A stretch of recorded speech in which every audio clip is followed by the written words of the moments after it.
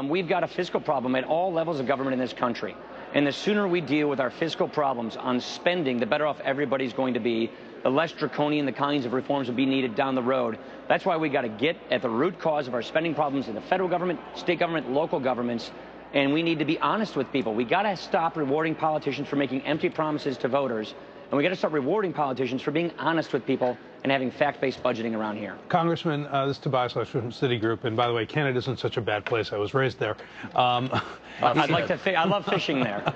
I would just ask the question where you talked about that, putting aside neo-Keynesian, people, realize it's an urgent issue, and certainly healthcare, which you've talked about through Obamacare, but generally speaking, if you look at the Medicare, Medicaid kind of numbers, they're just terrifying as you go down the next 10, 20 years. That's right.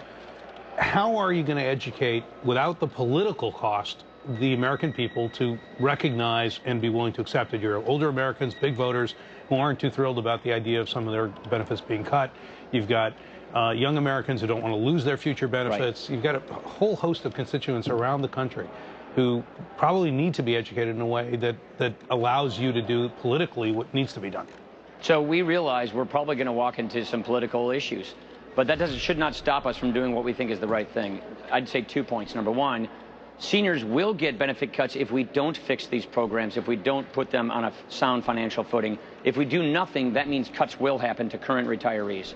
More to the point, future generations will not have these programs for them like they're designed today because they're going bankrupt. So the smart, right, moral thing to do is protect these programs for those in and near retirement. If we act now, we can do that. And then reform them for future generations so they actually have programs they count on when they retire. So that is what we want to do. We want to get ahead of this problem. We want to preempt a debt crisis. We don't want to delay and then have European austerity where you're cutting current seniors, raising taxes on current job creators. We want to get ahead of this debt crisis, reform these entitlement programs, and doing it now means we can do it in a very phased and gradual way where you can protect people in and near retirement from any changes and have smart reforms going forward so younger generations actually have health and retirement systems they can count on that are going to be safe and solvent when they retire. That's the smart thing to do. And yes, we will be demagogue for proposing that. Yes, we will walk into a political buzzsaw.